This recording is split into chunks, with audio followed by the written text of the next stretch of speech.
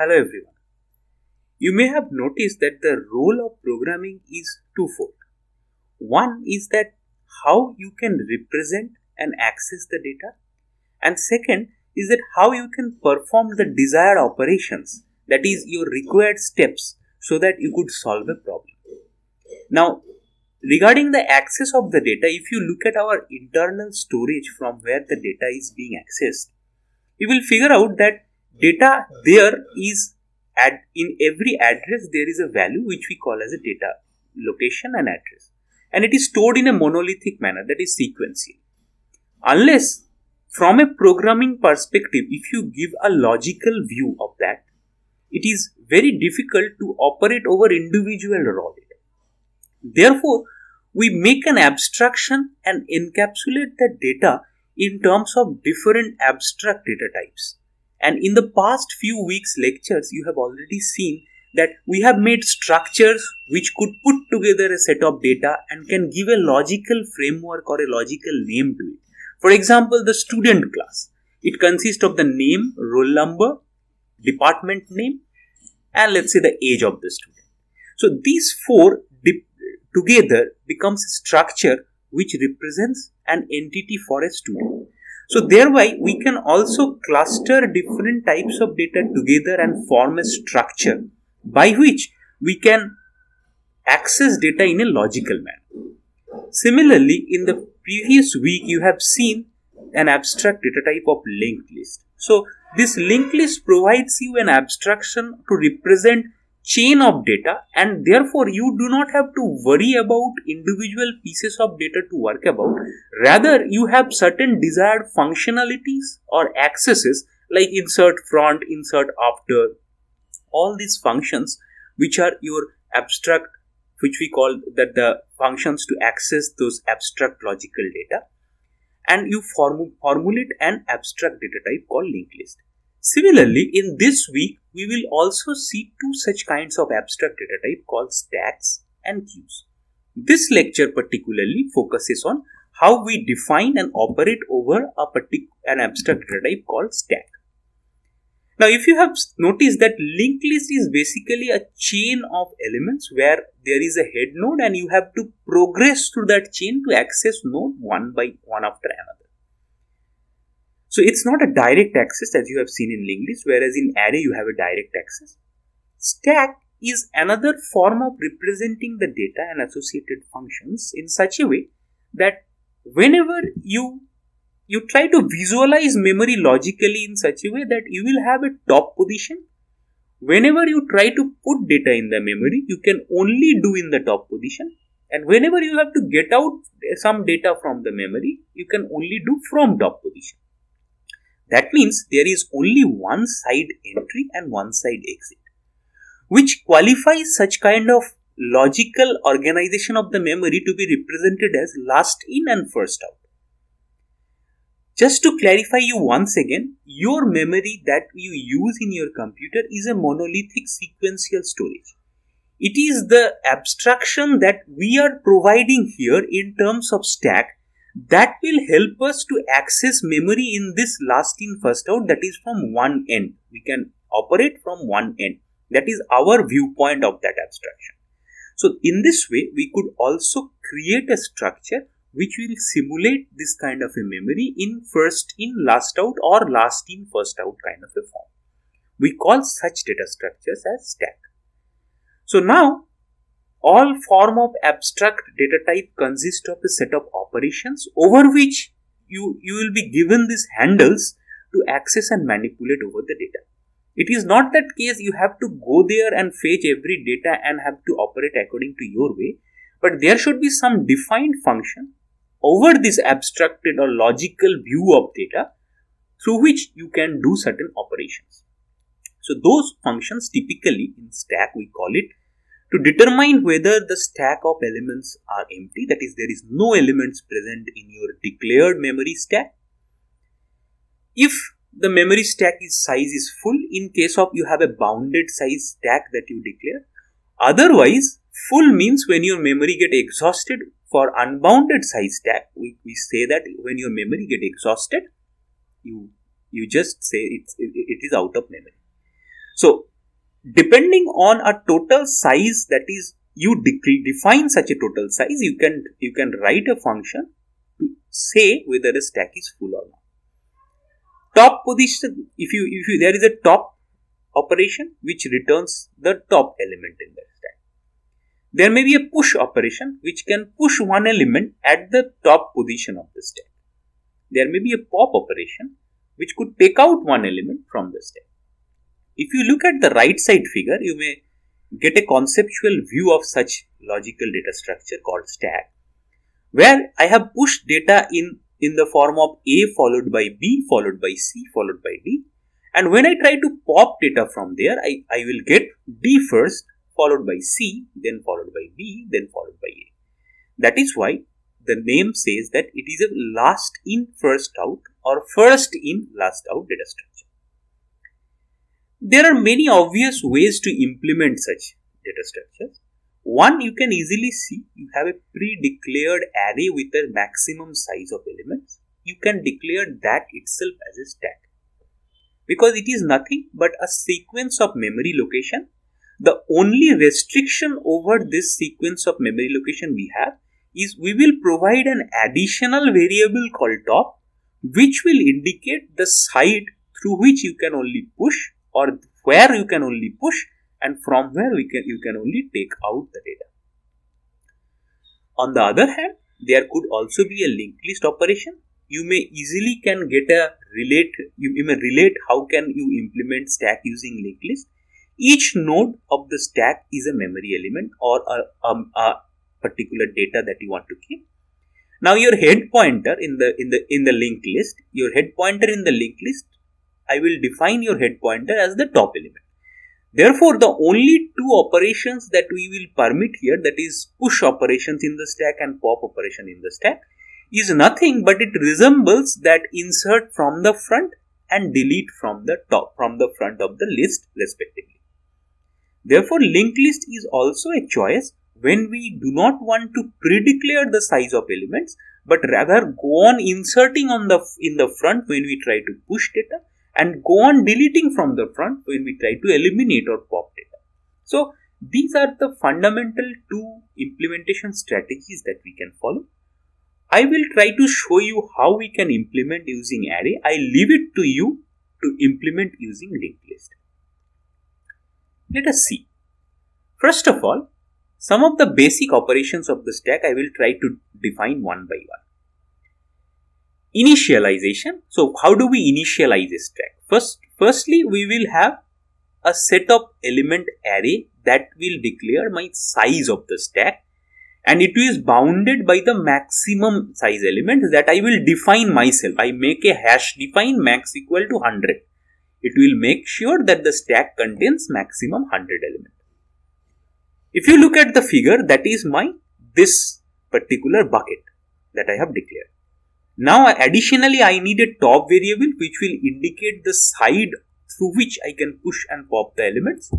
So therefore, I have declared an int top which will take an index, and that index, as in this figure, will contain the index position of the element that resides at the top of the stack.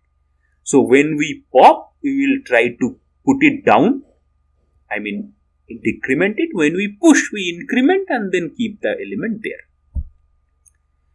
So how to declare an empty stack? As you can see, the top element points to the last inserted element here. So when there is no element in the stack, the top element should point to -1, because my array index starts from 0. Assuming my array index starts from 0, my top element will point to -1 for empty. So when I declared this kind of a structure of stack, then I will simply initialize the stack and make the top element as -1. Instead of initializing a pointer to the structure, you can directly initialize a structure itself. So here this arrow sign, you know that if you initialize just as a structure, not a pointer variable, it will be s.top. So both are possible, and I have shown one of them using pointer. So here I initialize the top to -1 as indicating that there is no element in the stack. Therefore, since I want to support 3-4 operations, one is emptiness, overflow or full, just let me know what is the top element. I want to push an element, I want to pop an element. So for emptiness, I will write a function called isEmpty, and I have to pass as an argument the whole stack itself. Now, since you know that the empty stack to initialize, I have made top equal to -1. So just try to look at this figure and see when the stack will also be empty. Let's say after these 4 elements I take it out, my top will get reduced and again be -1. So therefore the emptiness is only dictated by the value of top, whether it is -1 or not. So I just check whether my top element is -1, then I return 1 indicating that yes, it is empty. If the top element is not -1, that means there are some elements inside the stack. So top is of value 0, 1, 2 or somewhere in between. Then I will return 0, which means the stack is not empty. How do I check an overflow of a stack? Since I have a maximum size of the data that I can contain in the stack, so again I here pass the stack as a parameter to this function or argument to this function. Now, if my S arrow top, that is the value of the top, is more than equal to max -1, then it is full, obviously, because in an array of max size, which is max, suppose a 100 element array, the number of index value can go from 0 to 99.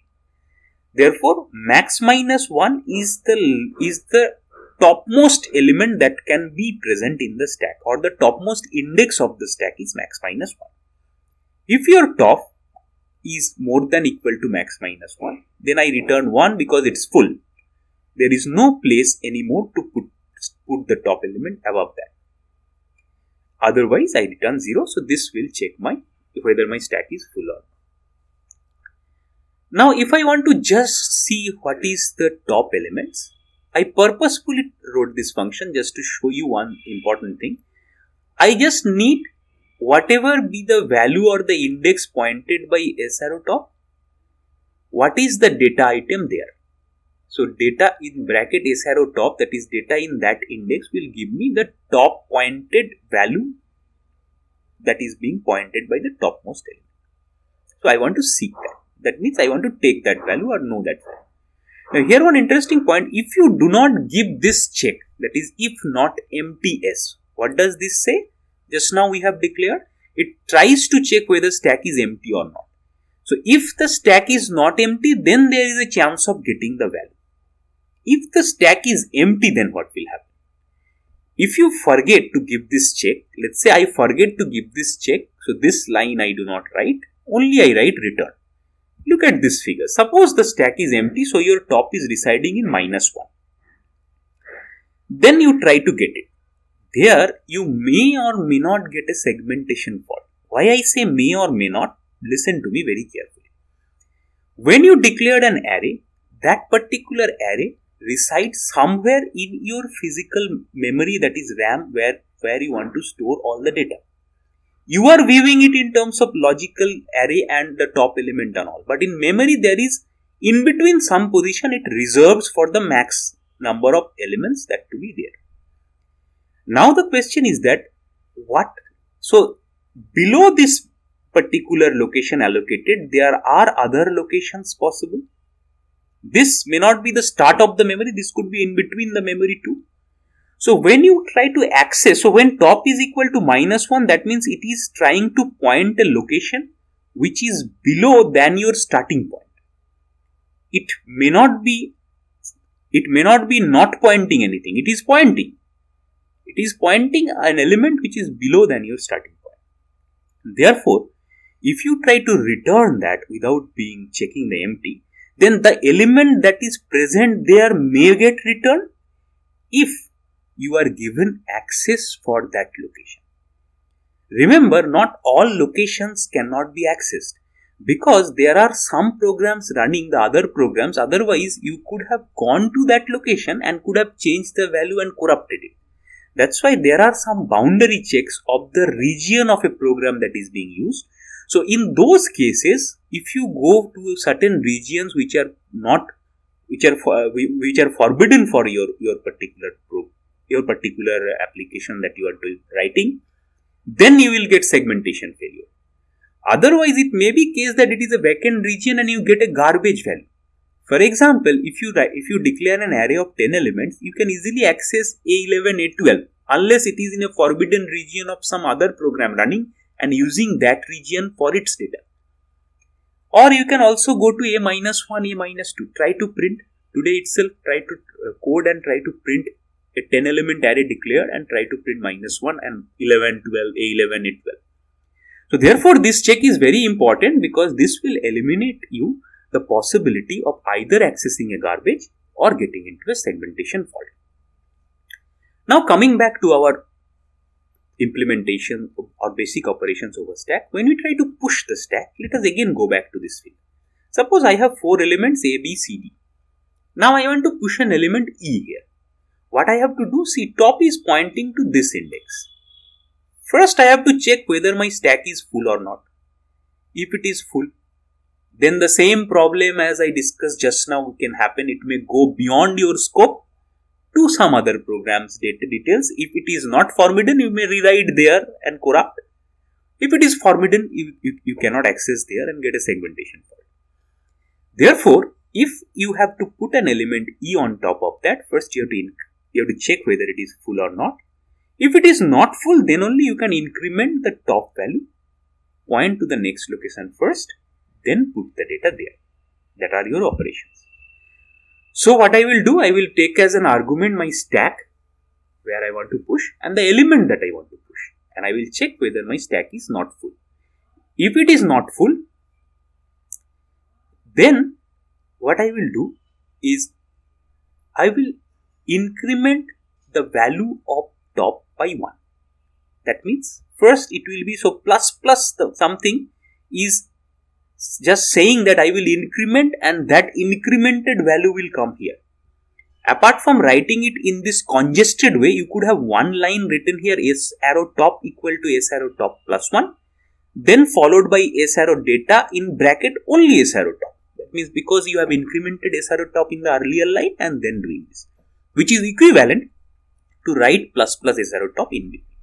So I just increment S arrow top and the incremented value data I got it.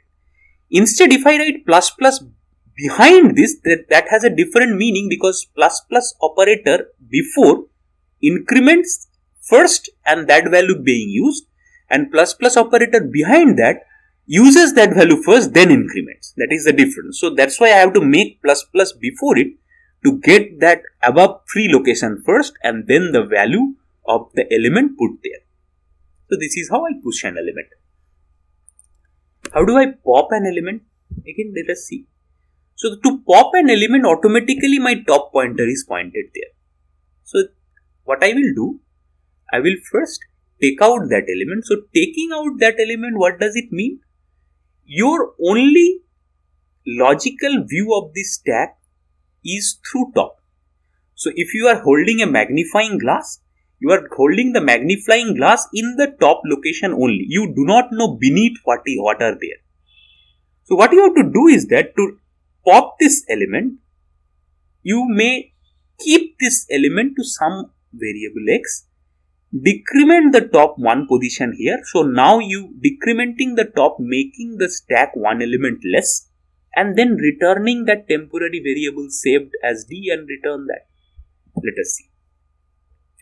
So pop s here, since I have one function called seek element, so essentially I clubbed these two functions when I explained just now. So you seek first, and then if it is not empty, you make your top one decrement. So pop here, I only mean that I will just reduce it. I do not need this element anymore. But if you need that element, you just try to see how you seek and then try to pop. Here also the emptiness check is very important because we have just now discussed that if it can access otherwise to mal locations and may give you segmentation errors. So here you can see the array based implementation using predefined size max. Here has a operation, each operation will take constant time. See, every operation has a constant number of steps. You are comparing, returning, adding, assigning. Okay. You are doing only constant operation. There is no loop. There is no iterative number of operations. So every operation takes constant time. That is constant number of steps. Secondly, if you try to see a linked list, because in linked list, what you will do, instead of an array, your top is now your head, and this node arrow next will be this node arrow next will be this node arrow next will be this. Therefore, if you have to insert in front, that means it is equivalent to push. You have to delete from front, which is equivalent to pop. The only concern here is that apart from array is the fact that you need to keep an additional pointer location reserved to point to next, which is unnecessary, because unnecessary in a sense it is not going to help me in storing data. It is just for my reference linking. However, the advantage is that if you do not know a priori how many elements your stack will contain at max, then linked list is a better choice, because on the fly you can just go on inserting the nodes, new elements, or pushing new elements and popping new elements. It will only exhaust, or it will only make it full when in an infinite loop you go on insert elements, and then you will see whole memory gets filled up. That is the only capacity that it can exceed. So all of them is of constant operation, even if you constant time operations, even if you implement using linked list as well. So let us now, with this background, that given this kind of a logical view of data, and given these operations primarily is full, is empty, push and pop to you, try to see what are the applications that we absolutely need stack to be used. See, somewhere this resembles the fact that this could be applied to in a position where I immediately need whatever I pushed in. I need to match immediately whatever I pushed in. So one of the classical example is parenthesis matching problem. That is, you are given a set of parenthesis expression. You need to say, by scanning the expression from left to right, you need to say whether your parenthesis has been properly matched or not. That means for every left parenthesis, whether there is an equal right ending parenthesis. That every open parenthesis should have a corresponding closing parenthesis. Now the problem is simpler and can be done without stack if you use only one kind of bracket. That is, if you use only first brackets. Why? Because you keep a variable count. Whenever you open a bracket, you increment count. Whenever you close a bracket, you decrement count. What it will mean? It will mean that at any intermediate position, if your count value is not 0, that means you have opened bracket already, but you are yet to close those brackets. So at the end, somewhere at the end, it will come as count as 0, because then all the opening brackets are properly closed. So here you see 1, 2, 3 has opened, 1 has closed. So now the number of opening brackets are 2. Then again 1 bracket opened makes it 3, then 2, 1, again 2, 3, 4, 3, 2, again 3, 2, 1, 0. So this is a properly matched parenthesis, set of parentheses. However, when can you say it has not been matched? Number 1, at the end, if you see some positive number instead of 0, which means I have scanned the whole expression, but the number of open parentheses is more than the number of closing parentheses. Or in between somewhere you get a negative number, which what does it signify? It signifies incrementing count makes you open a parenthesis, decrementing count makes you close a parenthesis. Somewhere you reach -1, that means you have closed more parentheses than open. This could not be a matching one, because we evaluate expressions, we try to see expressions from left to right. This could not be the case.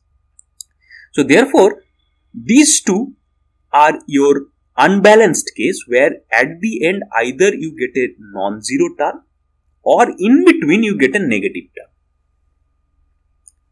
But remember, this could be at the end be 0, because I can close a parenthesis first, then open a parenthesis, but that is not a valid parenthesis being matched. So it is not the case that you only need to count the equal number of parentheses. It is the case they properly occur or not. Now see the point that why this one counter variable is sufficient to handle this, because you only need one memorization, that is either you are opening or you are closing. So this may propel us to think whether I could extend this problem for multiple types of brackets. Now, can three separate count variables do it if I allow first bracket, second bracket, that is curly brace, and the third bracket, that is angular brace? Unfortunately not, because one thing that needs to be also seen here is the fact that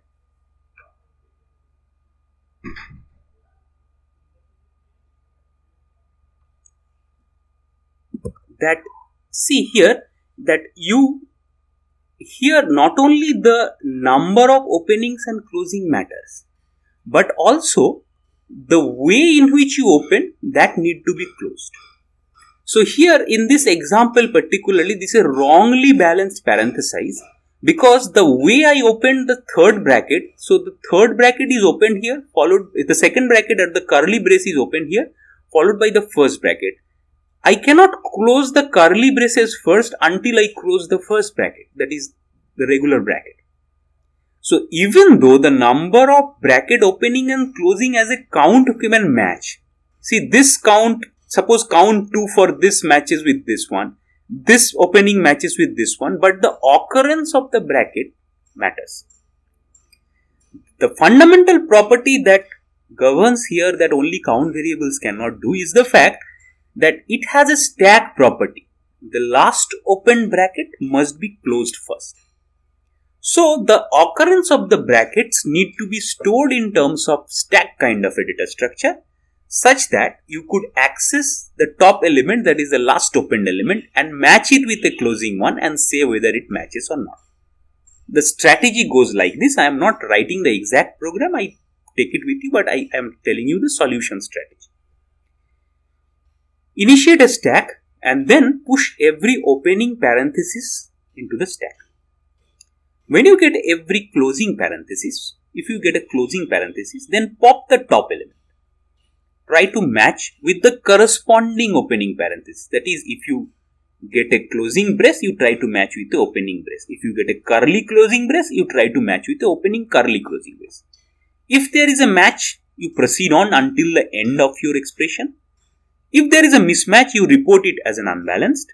Otherwise, if your expression has ended, you do not find any mismatch and your stack is empty. Why the last condition? Because suppose you do not found any mismatch in between. You have explored the whole expression and ended, but your stack is not empty, meaning there are open brackets which do not have closing counterparts. So it is a discrepancy. The parenthesis of opening has not closed. That's why there are three conditions we need to check here. Any mismatch is unbalanced. Even if there is no mismatch, I should end the expression. Ending of expression can have an unbalanced thing if there are some elements in the stack still remains.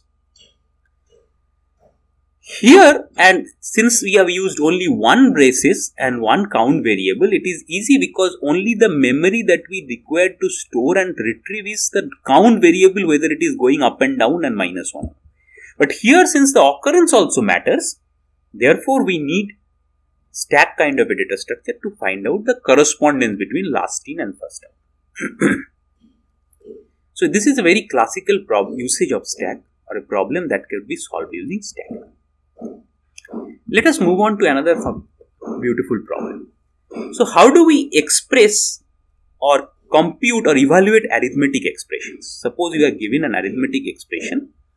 So before we compute it, let us try to know some of the representations of arithmetic expression. For example, the regular way of looking at arithmetic expressions that we usually write is called an infix. The infix terms comes from the fact that two operand will share the operator in between them. That's why we call it infix. So A plus B. C star, the operand is this set.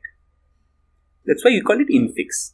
There are other two forms of writing such arithmetic expressions uniquely. One is called prefix, one is called postfix. Prefix, as the name suggests, you may easily understand, it is where the operator before operands coming. So see here, first what I want to do, I want to do this star first. Sorry, this plus first with AB because there is a bracket precedencing it, making a precedence to it. So AB will just precede with a plus. So plus AB is the first operation. Then it will be multiplied with C. So C, all the variables will occur in the same order, first of all. So C will be multiplied with whatever be there. So C with this particular answer is with star. Then DE is the next operation that is to be done. So DE will be preceded by a plus. Then divided by F. So F with the answer of DE will be divided. And finally it will be subtracted because multiplication and division are higher precedence than subtraction. So subtraction is final minus with all sets from here and all sets from here. So this is the prefix operation, and similarly the postfix. So AB postfixed operator is plus. This AB plus result with C is star. DE postfix with plus. DE plus result with F with a by, and the overall thing with a minus. So now stack comes into rescue if we are given with a postfix form. So you might be, at this point you might be wondering that how I can convert an infix expression to this format. So I will show you how to convert an infix to either of these formats in the next slide, but assuming that you have a way to convert, even if that conversion also takes the help of stack, and that is an application also, but this is an easier application, we will move from easier to harder applications. So how, given that I have a postfix representations of my arithmetic expression, how can I evaluate and compute the result? So to evaluate this arithmetic expression, what I will do is, this postfix expression, suppose the postfix form is 2, 3 plus 4, 5 minus. I know that my operator will just be after operands. So whenever I get 2, I push it. Whenever I get 3, I push it in the stack. Whenever I get a plus, that is an operator. So this operator needs 2 operands. So I pop 2 operands, that is 3 and 2, make a plus. The result I push inside. Then I get a 4, I push inside. Then I get a star. Therefore, I again take out 2 operands, make a result, push that result. Then I get a 5, push it. Then I get a minus, do that. Let us try to see about the above example. If these are numbers, then what we do? C, A, B plus this one. So I first push C. Then whenever the next operand I also push. The third operand I also push. Whenever I get an operator, I pop out last 2 operands AB, get the result there, push it. So now after this, till I scan this plus, my stack contains C and the result of A plus B. Then I got a star. So I multiply C with A plus B result and push it. Then I push D, then I push E, then add D plus E, make the result and push. Then I push F. Then F with D plus E result I divide, push it.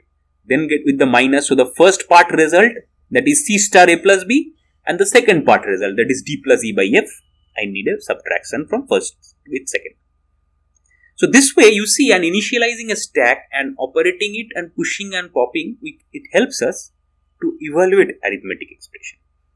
So right side is just a more formal description, so-called we call such kind of thing as algorithm. A more formal description or stepwise description or algorithm of this procedure that I just described using an example. So when it is an operand, you go on pushing it. When it is an operator, you take out the top 2 elements, and when you take out the top 2 elements, compute the result and again push it. And ultimately at the end, if the final result will be there in your stack. Okay, so just go through this particular procedure and try to implement by your own in C program. Take a postfix expression in terms of a string and try to answer it the final solution. Here I have not checked for any kind of errors. That means that if your postfix expression may have errors in terms of expressing it. So it may contain more pluses, it may contain more operands than your operators are. So you may also have such checks, because at this time, since you are doing it almost for 2 months, at this time you are more conversant with the C language. So I give it upon you to try it out for different kind of corner cases. Now comes the part that I was telling that I left it for you, that I left it in the previous slide, that how do we convert a regular infix expression that we perceive or see every day into a postfix expression, because I have shown here how to evaluate postfix. So to see that, let us first try to understand it with an example, then we will come back and try to see the algorithm. So given this kind of expression, that is your infix expression, a by b to the power c, so this I indicate as to the power b to the power c, d into e minus a into c, this whole expression if I try to make postfix of it. Right side, I will use a stack. First of all, I will try to use a stack in an efficient way. Right side, I will try to have some bookkeeping to understand about the precedence. So this I will make it in my own depending on the precedence that I would like to make. For example, you see that plus and minus are of similar precedence. So I put it together. Star and divide is of similar precedence. Only the associativity is from left to right, they gets operated. To the power is of higher precedence, I might think it of. So this is of higher precedence than plus and star.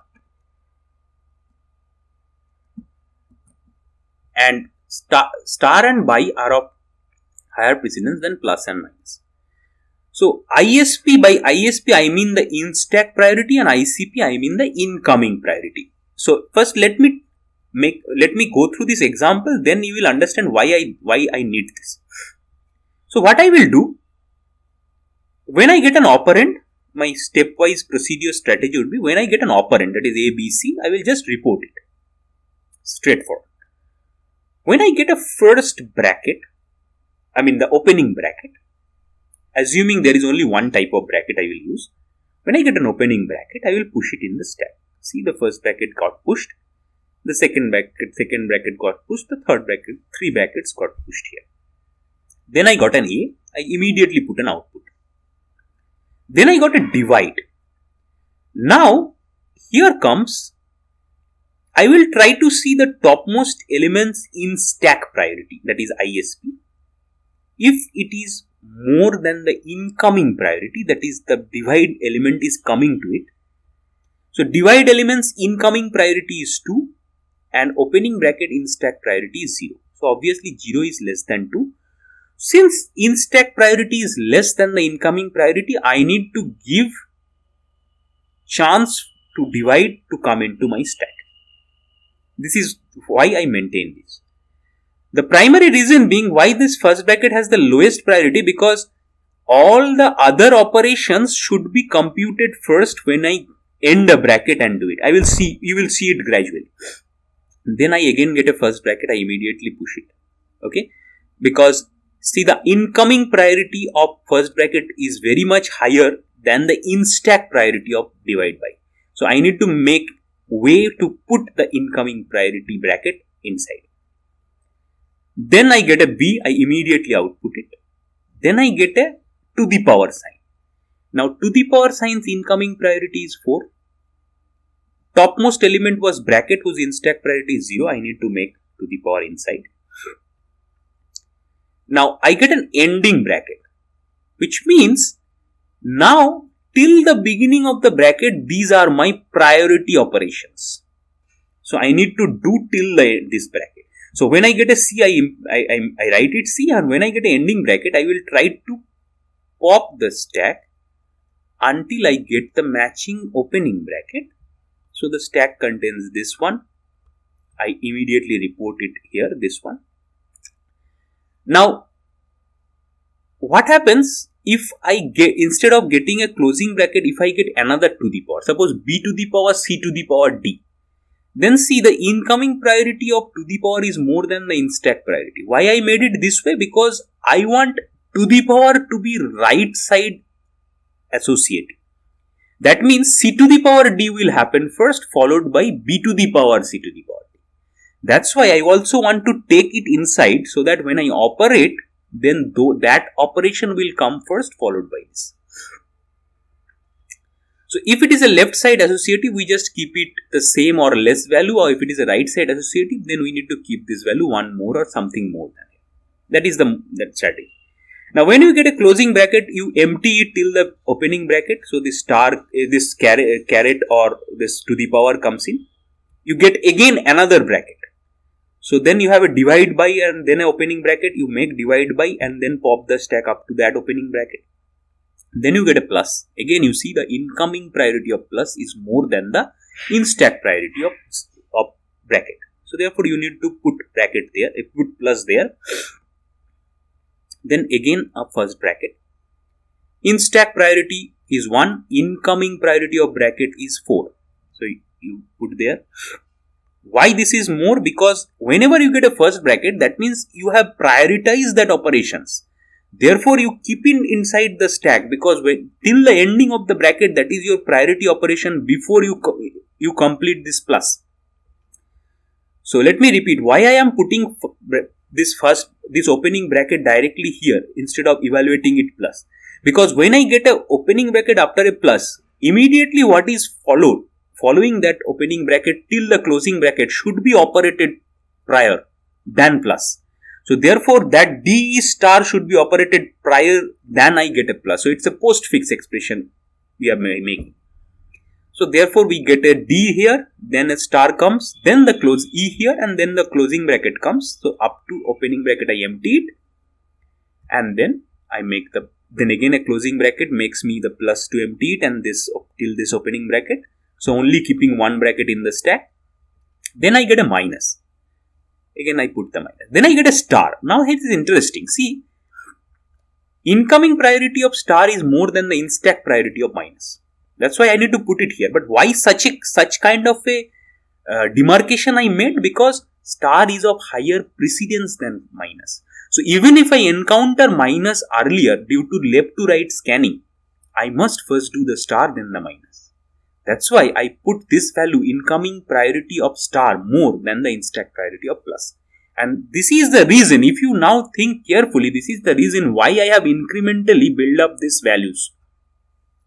So with this star, when you get a closing bracket, you need to empty this stack, that is star first, then minus. So in a nutshell, this stack is mainly used to get the precedence going, because unless you know the precedence, you could not make this postfix operation. So the operands will occur in their order. When the second bracket, when the closing bracket comes, you have to empty till the opening bracket and print whatever it is. Otherwise, you need to do it using incoming and in-stack priority. Now, one thing I have not yet mentioned here, or the case doesn't make here. Suppose the incoming priority is less than the in-stack priority, what you would have done. Suppose your stack has the top element is a exponential this to the power thing, which is in-stack priority 3, and your incoming priority is 1. You empty the stack up to that point till the incoming priority matches. Because this new element that is coming, you need to have a position in the stack. But that could not be placed in the stack because the existing top side elements are heavy to be printed first. I mean, to be made in the postfix expression first. That is to be operated first. That's why this is incoming thing cannot be getting placed. So therefore you empty that and then put the incoming element. Now it would be easier for you to understand whatever I have put down here. So until it's an operand, you output it. If it is an ending bracket, you pop until it is a opening bracket, output everything till opening bracket. If the in-stack priority is more than the incoming priority, then you empty the in-stack elements up to when their priority becomes same or less, and you output them, and then you push that. Okay, and this way you go on doing this in a loop until the end of your expression. So the important points to note here is that your operands appear in the same order, operators are rearranged, operators are always after operands, and brackets we are not using, only we are using brackets to prioritize, but we are not placing the brackets at the end postfix expression. So therefore we got three very interesting applications. One is our colloquial infix to postfix. Getting a postfix, how do we evaluate? Thirdly, given a set of different brackets, different categories of brackets, how do you make sure that your expression is matching the parenthesis? So all this needs tag because there is a priority involved in it, and up to which position the priority should be made intact. That is my top side position. So for that I need to have a stack in my hand. To finish off, you have already used it, but in an implicit manner in your recursion when you studied recursion and implemented it using a function. Because you see that recursion usually says that the function you call last is first to return. Here you see the function with 5, if you call it, calls function with 3 and 4. Then the function with 3 parameter calls function with 2 and 1. Then the function with 1 returns, function with 2, fib2 calls fib1 and fib0. Fib0 returns, fib1 returns. Then fib4, this right side part, calls 2 and 3. So therefore, inherently when we decompose recursions, it creates a stack because it needs to recompose from bottom up. So I go from top down, building a stack. When we decompose, we need in the memory the bottom up to store the return addresses, because the last function you open up, that is the first function to be closed. So nested recursive function calls use stacks to store return addresses. So that is why we in such kind of a recursion you have already used it, and more prominent you will find it in Tower of Hanoi, where exactly if you follow the recursion stack, you will see how does the element getting transferred from one peg to the from the initial peg to the final peg. Here if we call this function with 3 disk and starting from A to C we want to do it. So first call is from this. What does this will do? The top 2 disk it will place to C. The top 2 disk it will place to B from A, taking auxiliary C. The largest disk from A to B, and again the middle 2 disks that is it has transferred, if you remember correctly, then it will try to put it to the final position. So these two are recursive calls. This recursive call will generate again this. So these 3 will generate 3 moves followed by this move. So gradually your stack gets built up and gets emptied, and followed by finally when you again come here with a 2 CBA, which means you again build up this one with 3 moves. So 3 moves for this 2 ACB, 1 for A to B, and 3 moves again to CBA. So here the thing is that from 2 with an auxiliary. So from A to C, the top 2 things with auxiliary. From A to C with an auxiliary B, and from C to B with an auxiliary A. Okay, so I want to make 3 disks from A peg to B peg with the auxiliary C. So what I will do, from A peg to C peg I will make with auxiliary B the top 2 one. Last one I will transfer, and this. So these 2 are the recursive calls. Now with that you can easily figure out, since you need the last opened function to close first and return. So that is an absolute brilliant implication of stack that you unknowingly do. And that stack is indeed a memory location that you use internally in your memory, because that is the activation record that you keep. Even if in this kind of top-down recursive formulation, you could yourself, in an iterative way or in a top-down way, you could yourself build using your defined stack. That is also possible, because internally only thing I need is how the functions get called and how the functions are getting returned. That order. So I would request you, maybe a simple program, maybe a Fibonacci number or maybe factorial recursive version. You try to write it without using recursion in it, but try to use your own stack implementation and use that stack to remember whatever being called last should be returned first. So that is one of the homework that you could do. So the takeaway from here is the fact that Obviously, recursion is one of the fundamental things that we have studied, which uses stack, the concept of stack, implicitly.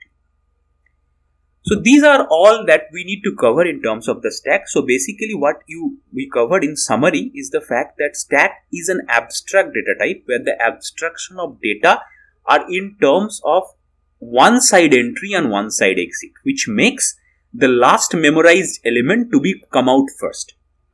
So to do this, we have certain kind of handles, that is how to check for emptiness, how to check whether it is full, how to check it is, how can we push, how can we take out an element and pop an element, and so on. With those operations, we see there are enormous applications, some of which the practical ones we have seen in this lecture. One is that we could see how whether by expression is matching its parenthesized form, it is in proper parenthesized form or not. One, we have seen that how the infix expression can be evaluated by first translating it into postfix and then using the postfix with a stack we can evaluate. And the third most important thing, we unknowingly noticed that the recursion also creates the activation record on top of one another depending on its function call, and therefore this kind of a recursion implicitly uses stacks. So with that, I hope if you write more and more stack implementations and do programs, you will understand more. I encourage you to do that, and thanks for your patience in watching the video. Thank you.